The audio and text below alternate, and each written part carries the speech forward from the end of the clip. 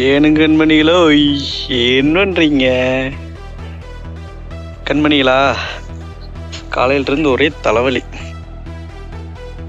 நேற்றுலேருந்து ஒரே தலைவலிங்க. சாயந்தரத்துலேருந்து ஒரே தலைவலி.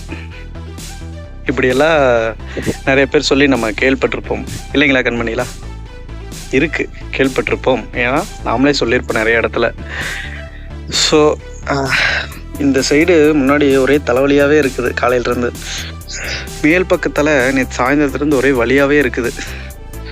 பின்னாடி தலை ஒரு வாரமாக வலியாகவே இருக்குது. இப்படிலாம் சொல்லி நம்ம கேள்விப்பட்டிருப்போம், நாமளும் சொல்லியிருப்போம். அதுக்கெல்லாம் என்ன கண்மணியில் காரணமாக இருக்கும்?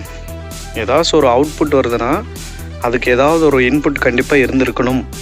ஒரு தலைவலி வருது அப்படின்னா அதுக்கு ஒரு காரணம் கண்டிப்பாக இருந்திருக்கும். இல்லாமல் தலைவலி வந்து சும்மா வராது. ஒன்று அது நோயாக இருக்கணும், அல்லது ஏதாச்சும் ஒரு காரணத்தினால் நம்ம செஞ்ச ஏதாச்சும் ஒரு சின்ன தவறுனால் வந்து வரக்கூடியதாக இருக்கும் இந்த தலைவலியை பொறுத்த வரைக்கும். சரிங்களா?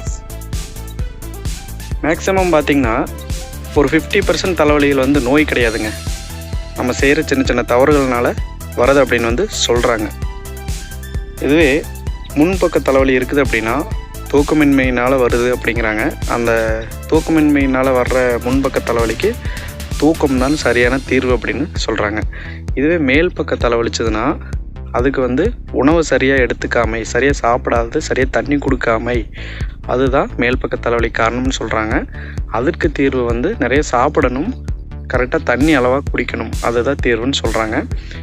இதுவே பின்பக்க தலைவலி வந்தது அப்படின்னா மன உளைச்சல் தான் காரணம் அப்படின்னு சொல்கிறாங்க. இது ஏதாவது ப்ராப்ளம் நடந்திருக்கோ, நம்மளுக்கு ஏதாச்சும் பிரச்சனைகள் நடந்திருக்கோ, அதை நினச்சிக்கிட்டு இருந்திருப்போம். அதனால் வர்ற தலைவலி தான் பின்பக்க தலைவலி அப்படின்னு சொல்கிறாங்க.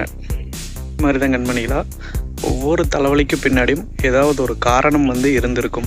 ஸோ அந்த காரணத்தை நம்ம சரியாக கண்டுபிடிச்சி அதுக்கான தீர்வு எடுத்துக்கிட்டோம்னாவே அந்த தலைவலி வந்து சரியாயிடும். ஸோ அதுக்காக மருந்து எடுத்துக்கிறதோ மருத்துவர் அணுகிறதோ தேவையில்லை அப்படின்னு சொல்கிறாங்க. சரிங்களா?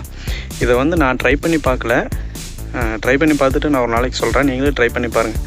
முன்பக்க தலைவலிச்சா தூக்கமின்மை, மேல் பக்க தலைவலிச்சா உணவு சரியாக சாப்பிடணும், பின்பக்க தலைவலிச்சா அது வந்து மன உளைச்சல். இதனால தான் வருது அப்படிங்கிறத நான் ட்ரை பண்ணி பார்க்குறேன். நீங்களும் ட்ரை பண்ணி பார்த்துட்டு கரெக்டானு சொல்லுங்கள், பார்த்துடலாம். அதற்கான தீர்வை நம்மளே கண்டுபிடிச்சிக்கலாம் இல்லைங்களா? ஸோ பாதி தலைவலிகளுக்கு காரணம் நாம் தான். கரெக்டாக உணவு சாப்பிட்டு கரெக்டாக தூங்கி மன உளைச்சலுக்கு ஆளாகாமல் நல்ல முறையில் வாழ்க்கையை நடத்தி கொண்டு போயிட்டு இருந்தோம்னா தலைவலியில் அதிகமாக வராது அப்படின்னு சொல்கிறாங்க. ஸோ இது இன்னும் வரும் காலங்களில் நம்ம கண்மணியில் வந்து பின்பற்றணும், நானும் பின்பற்றேன் அப்படின்னு சொல்லிட்டு, இது போன்ற இன்னும் நல்ல நல்ல வீடியோக்கள், உங்கள் வாழ்க்கைக்கு நலம் தர வீடியோக்கள் தொடர்ந்து வந்து கொண்டே இருக்கும். நாளை மீண்டும் நல்லதொரு காணொலியில் உங்களை சந்திக்கும் வரை உங்களிடமிருந்து விடைபெறுவது நான் உங்கள் நண்பன் வெள்ளக்கோயில் முருகேஷ். நன்றி நண்பா. விட்டு விட்ட கண்மணிலா, டாட்டா, பாய் பாய்.